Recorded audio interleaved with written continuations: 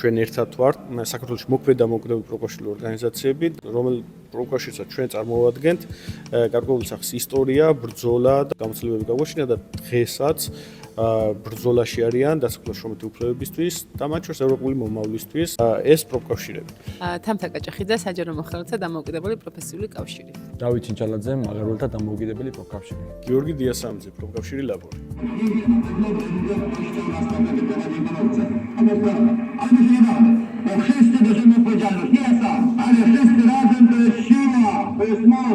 სიმბოლურია რომ ვიმყოფებით გემსაშენ ქარხანაში გდანსკში და პროცესებშიც ახლა ჩვენ ვიმყოფებით ბევრი საერთო შეგვიძლია დავინახოთ 70-იანი 80-იანი წლების სოლიდარნოსტის მოძრაობაში და საქართველოში მიმდინარე პროცესებთან დაკავშირებით. თქვენ იცით სოლიდარნოსტის მოძრაობა პოლონეთში თავიდანვე ეს მოძრაობა არ იყო ძლიერი, რაღაცები ყოველთვის მცირედი რაღაცებით იწყება და რაღაც გარკვეულმა გარემოებებმა ეს მოძრაობა იმდენად გააძლიერა, რომ საბოლოო ჯამში ერთ ძლიერ პროფესიულ ორგანიზაციად ჩამოყალიბდა, რომელმაც გავლენა იქონია შემდეგ ქვეყანაში მიმდინარე პროცესებზე და ერთ-ერთი შესაძლებლობა იმის, რომ საბჭოთა კავშირი შესუსტებული იყო და შემდეგ დაშლილი იყო, სწორედაც ადამიანთა ნაწილი მოიაზრებს სოლიდარნოსტის განვითარებას პოლონეთში. ეს არის ისტორიული ადგილი, რადგანაც აქ იყო გემთსაშენი გაშენებული, სადაც გაფიცვას და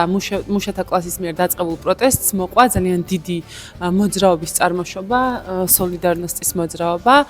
ყველაფერი იქიდან დაიწყო, რომ მუშებმა დაიწყეს საკუთარი უფლებრივი მდგომარეობის შესახებ ბრძოლა.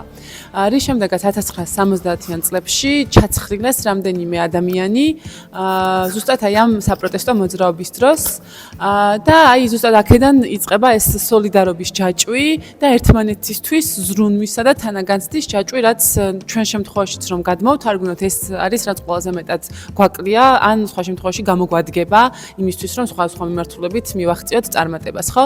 რამდენიმე წლის განმავლობაში ეს ადამიანები ელოდნენ, რომ ამ გარდაცვლილ ჩაცხრილ ადამიანებს ვინმე დააფასებდა სათანადოდ და უკვე აი 79 წელს კვლავ ელოდნენ მსგავს რაღაცას და უკვე რო ხვდებოდნენ, რომ არ აპირებდა არავინ ამ ადამიანების დაფასებას და მონუმენტის აი ვალენსა, რომელიც მე უკვე წამოიწე როგორც ერთ-ერთი ლიდერი ამ მოძრაობის, გამოვიდა და თქვა ისტორიული სიტყვა, რომ თუ ისინი არ აგუშენებენ ჩვენ მონუმენტს, მაშინ ყველანი მოდით თითო ქვით ხელში და ეს ქვები ერთმანეთს დავაწყოთ და თავად ავაგოთ ამ ხალხის საპატივცემულოდ მონუმენტი, რაც ორმაგი მნიშვნელობის მატარებელი ფრაზა იყო, იმიტომ რომ ქვით ხელში გამოსვლა ასევე ნიშნავს, რომ აგრესია უკვე მეტად იმატებდა ამ ხალხში. უმეტესად პირველ რაც იყო საწყისი ამ ყოველფრის ეს იყო ფასების ზრდა პროდუქტებზე შობის წინ. სხვა მრავალი უსამართლობის ფონზე ეს იყო გარდამტეხი, რის გამოც ხალხმა გადაწყვიტა, რომ გაეპროტესტებინა. საბოლოო ჯამში ამ ადამიანმა მიაღწეს იმას, რომ მოიპოვეს უფლებები, ეს სოლიდარობის მოძრაობა მოედო მთელს ქვეყანას და ვარშავიდან ადამიანები იყვნენ ჩამოსულები, რომლებიც დაეხმარნენ ამ ადამიანებს, რომ ჩამოეყალიბებინათ 21 პუნქტიანი მოთხოვნები, მათ შორის იყო ეს თვითმმართველობის უფლება, ასე ვთქვათ, ანუ self government, დამოუკიდებლობა. ისტორიული ადგილი არის, სადაც ეს 21 მოთხოვნა გამოკრული არის. მნიშვნელოვანი არის ის, რომ სოლიდარობით, ერთმანეთისთვის თავგანწირვით და ერთი იდეის გარშემო შეკრებით, ცვლილებები აუცილებლად მოდის.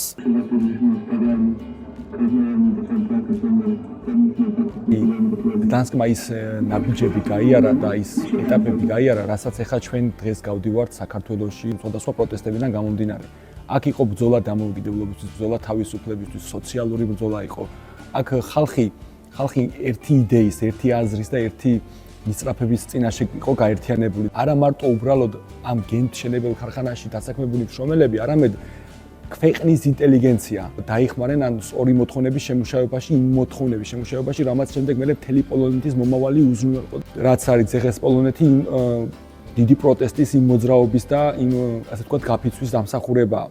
მე უბრალოდ მინდა ეს პარალელები ჩემს პროტესტთან, ანუ ჭიათურაში არსებულ პროტესტთან მინდა გავავლოთ და ზოგადად საქართველოში არსებულ პროტესტთან თითოეული ადამიანი უნდა გაერთიანდეს ერთი მიზნისკენ, რაც ერს ქვეყანას გამოადგება, რაც სწორ კურსს მიცევს და სწორ მიმართულებას მიცევს.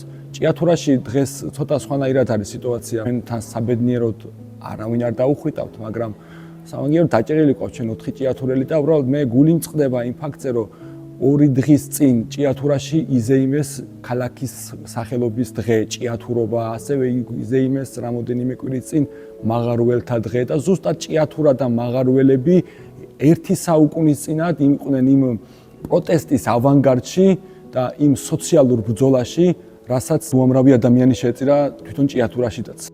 ეს იყო 1 საუკუნის წინ 1924-25 წლებში. ჭიათურას ყოველთვის ჰქონდა ამის გამოცდილება და ყოველთვის იყო პროტესტით უსამართლობის წინააღმდეგი და ყოველთვის გამოხატავდა თავის პოზიციას, მაგრამ დღევანდელი ჭიათურა ალბათ მინიმოდელი შეიძლება იყოს საქართველოსა.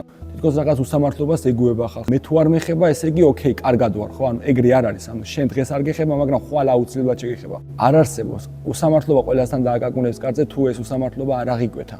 მართლა სიმბოლურია ჩვენი აქ ყოფნა და რომ მესმის ის ისტორია, რაც ამ ქალაქმა, ამ სოლიდარობის მოძრაობამ თავის დროზე გაიარა, მაძლევს სტიმულს და მაძლევს იმედს იმისთვის, რომ ბრძოლას ყოველთვის აქვს აზრი. არასდროს თავის უსამართლობას არ უნდა დაუხაროთ, პირად კეთილდღეობაზე არ უნდა დავიყვანოთ ჩვენი ცხოვრება. უნდა ვეცადოთ, რომ თუ ექნება ერთს, კონდეს ყველას. მოკლედ, დათომ რაც თქვა, ეხლა სოლიდარობასთან დაკავშირებით და იმასთან დაკავშირებით, რომ ჭიათურაში დღეს შესაძლოა იმხელა ესე ვთქვათ სოლიდარობას ვერ გრძნობენ გაფიცულები. აქაც იყო ეგ მდგომარეობა, მაშინ როცა სტუდენტები გამოვიდნენ, მუშები არ დაუდგნენ გვერდით, მაშინ როცა მუშები გამოვიდნენ, სტუდენტები იყვნენ ნიჰილისტურად განწყობილი ამ პროცესების მიმართ, თუმცა შემდეგ ჩაერთო ესე ვთქვათ ინტელიგენცია, რომლებმაც როგორც აღნიშნე, დაეხმარნენ დასაქმებულებს იმაში, რომ სწორი მოთხოვნები შეემუშავებინათ და საბოლოო ჯამში რაც მიიღეს შესანიშნავი ქვეყანა და არის მათი ბრძოლის დამსახურება და მთელ მსოფლიოში ხა ამის შესახებ ყველას აქვს ინფორმაცია.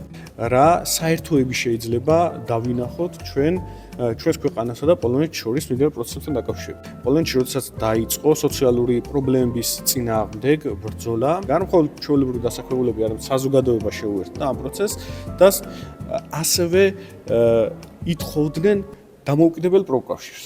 ისეთ პროკავშირს, რომელსაც თვითონ მართავდნენ და ჩვენ საქართველოში სწორედაც რომ ჩვენი მიზანია რომ შევქმნათ დამოუკიდებელ პროკავშირების კონფედერაცია, რომელიც მოგცემს შესაძლებლობას რომ ჩვენ ქვეყანაში რეალურად იყოს გატარებული დასაქმებულთა მოთხოვნები და არა ის პოპულისტური განცხადებები, რომლის უკანაც არაფერი აღარ ხდება და ხშირ შემთხვევაში დასაქმებულების სამართლიანი ბრძოლის ჩახშობას ემსახურება და სწორედაც პოლონეთში როდესაც სოლიდარნოსტი აქტიური გახდა, საბჭოთა კავშირმა რა გააკეთა? პროკავშირი აამუშავა დამოუკიდებელი მშრომელების წინააღმდეგ და ყველანაირად ცდილობდნენ, რომ სოლიდარნოსტი არ გადაქცეულიყო დამოუკიდებელ მშრომელთა გაერთიანებად.